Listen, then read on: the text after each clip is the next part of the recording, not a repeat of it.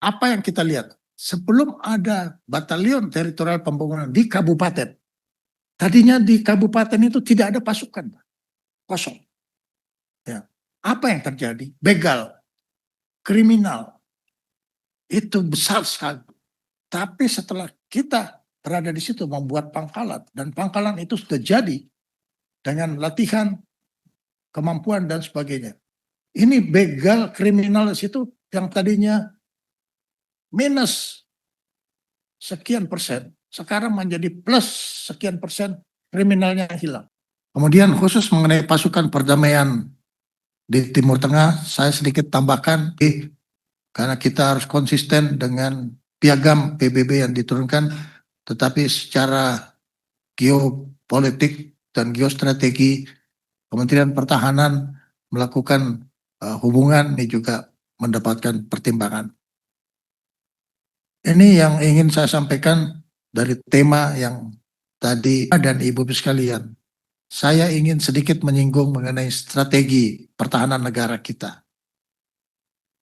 Perlu evaluasi, kita melakukan satu pembelajaran dari dinamika-dinamika konflik, baik yang ada di regional dan juga yang ada di internasional.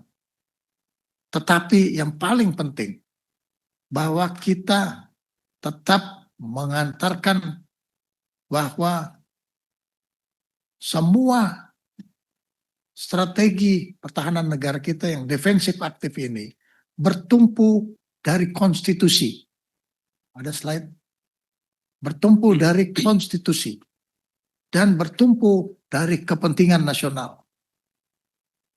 Strategi pertahanan kita tidak akan keluar dari pembukaan Undang-Undang Dasar tahun 45 ini memang tidak terkena amandemen. Dan yang paling penting dalam rangka strategi pertahanan, di situ dimaknakan dan diamanahkan bahwa kita lakukan. Dan kita turun di dalam pasal-pasalnya, ada pasal 30 yang tersurat dan tersirat sebagai sishan kamrata, dan kemudian sampai kepada strategi pertahanan kita yang disebut defensif aktif. Apa yang kita lakukan dalam defensif aktif? Ini saya sudah berkeliling. Pertama, saya harus berkeliling kepada negara-negara tetangga. Saya harus berkeliling kepada negara-negara regional. Dan saya juga sudah menyampaikan kepada negara global bahwa defense memperkuat pertahanan untuk kepentingan ofensif. Sama sekali tidak. Kami tidak mempunyai ambisi ofensif, baik itu negara tetangga, apalagi negara-negara regional. Tetapi kita hanya menjaga dan mengawal kedaulatan negara Kesatuan Republik Indonesia. Akan tetapi, tentunya sebagai negara yang berdaulat, kita harus memperkuat diri, memperkuat rumah tangganya. Oleh karena itu, kita juga harus mempunyai kemampuan untuk terus menghadapi apabila terjadi hal-hal yang mengganggu kedaulatan kita. Ini istilah perang berlarut, ini adalah ungkapan. Ini adalah ungkapan.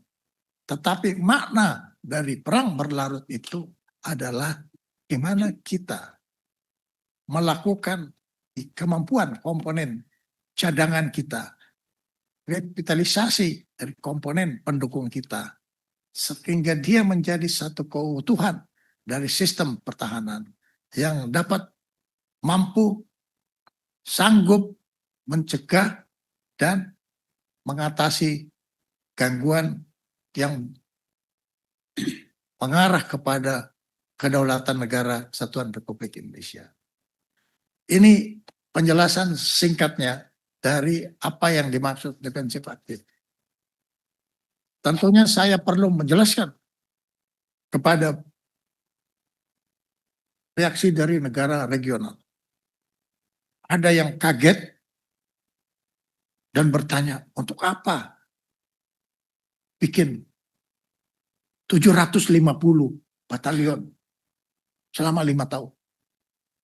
Jadi saya menjawab bahwa kita mempunyai 514 kabupaten dengan 287 juta rakyat Indonesia. Kita mempunyai kekayaan alam dan kita mempunyai perbatasan dari kurang lebih 11 negara perbatasan. Kami tidak mengantisipasi mereka mau menyerang kita. Tapi apa yang saya sampaikan ini adalah kita ingin mengawal kedaulatan negara kita. Jadi kami membangun kemampuan kita ini adalah untuk mengawal ini semuanya.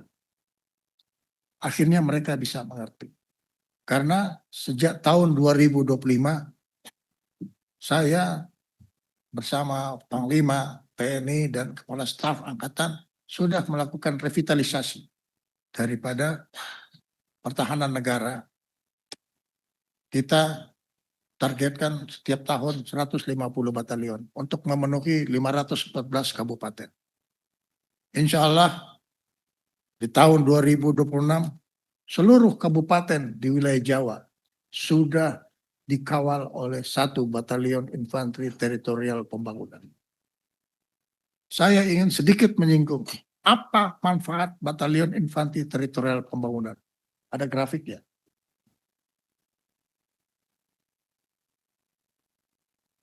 Apa yang kita lihat? Sebelum ada batalion teritorial pembangunan di kabupaten, tadinya di kabupaten itu tidak ada pasukan, kosong. Ya. Apa yang terjadi? Begal, kriminal, itu besar sekali. Ya.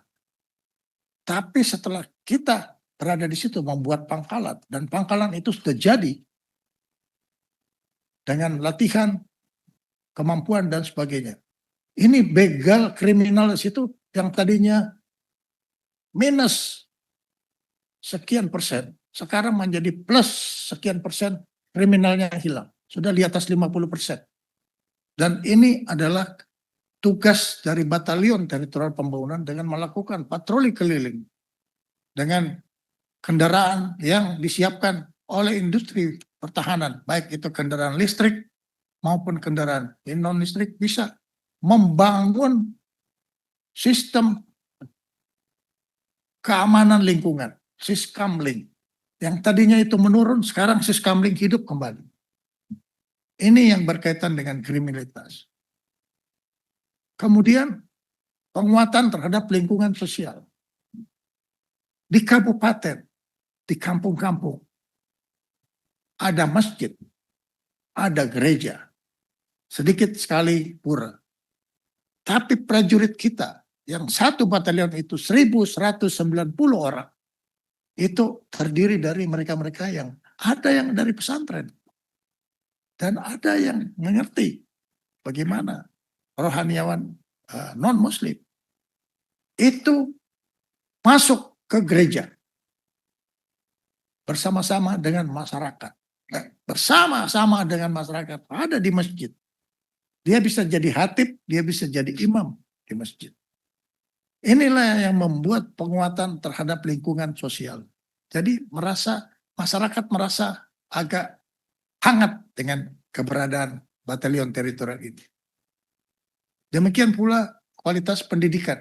Banyak sekolah-sekolah, anak-anak ikut mengajar mereka di lapangan. Nah, kemudian dalam bidang ekonomi, khususnya UKM. Bapak-bapak dan ibu-ibu sekalian, terima kasih atas dukungannya kepada kami, sehingga anggaran untuk kehidupan prajurit ini bisa dirasakan oleh rakyat. Contoh, gaji yang paling kecil untuk seorang prajurit itu 6 juta rupiah. 1 orang. Kalau dia 1.000 orang dalam 1 batalion, dan dia belanjakan 1 juta rupiah setiap bulan, berarti dia 1 miliar rupiah di desa dan di kecamatan tempat mereka. Itu menimbulkan UKM. Saya lihat setiap saya datang ke batalion-batalion, banyak sekali bangunan kafe-kafe, warung-warung yang muncul. Berarti UKM ini meningkat. Ini. Nah, ini yang kita tingkatkan. Itu baru 1 juta.